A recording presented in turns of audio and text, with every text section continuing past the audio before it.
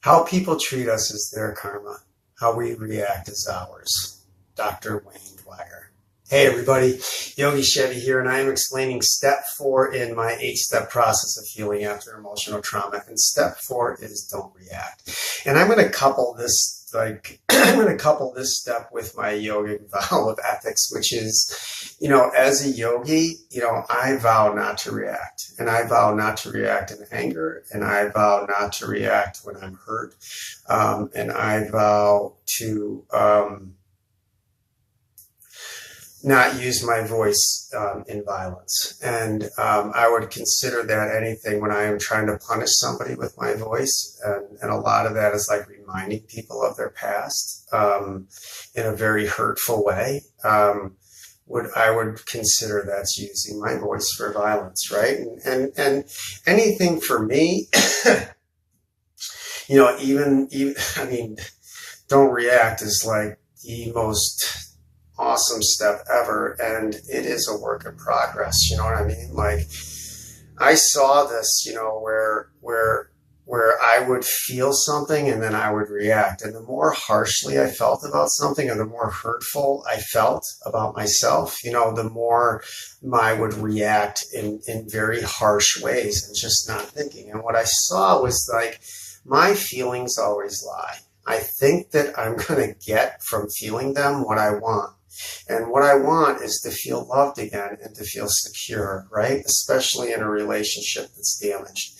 And the more that I react that I'm going to lose that, the more I'm going to lose it, right? So it's like this is a vow just not to react when we are hungry, angry, lonely, or tired, right?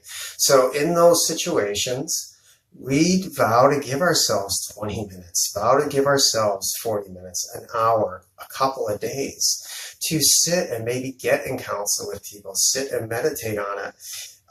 We are even as children, it's like we are raised in the art of throwing temper tantrums. You know what I mean? And as we get to be adults, those temper tantrums, sometimes they're subtle, sometimes they're not so subtle. And it's like, I don't have the answer to solve a temper tantrum in a toddler or an adult, except for this toddler and this adult.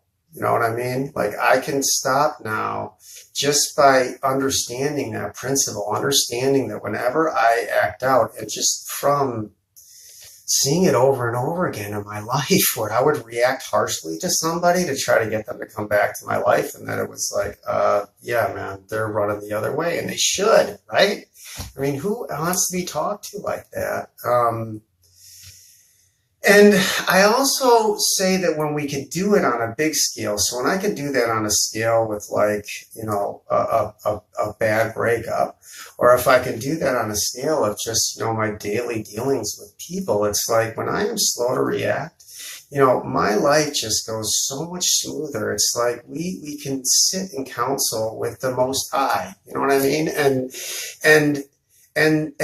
this, the act even of not reacting, for me, I'm just coming off of a fast, and I love fasting. And this is the first time that I ever fasted for a cause, and that cause was the Pittsburgh shootings in that synagogue. And it's awful. It's awful. And I mean, what principle did that man need not to react? You know what I mean? So it's like, this principle goes so deep, because we live in these illusions where we think people are hurting us and they're not, and maybe that they are, but we're always free to walk away, people. And, the biggest lesson that we can give to ourselves and give to our children is not to react in pain and not to react in hurt, and to take the time to feel our pain, feel our suffering, go and get counsel, and then go back and start to talk about it. But whenever I react, when I'm in the depths of my emotional struggle, it's never good. So that is what step 4 is all about, people. It is about not reacting and letting you feel your feelings. So peace be with you. I think you're awesome. I love you to death. And please like and subscribe and share. I love you.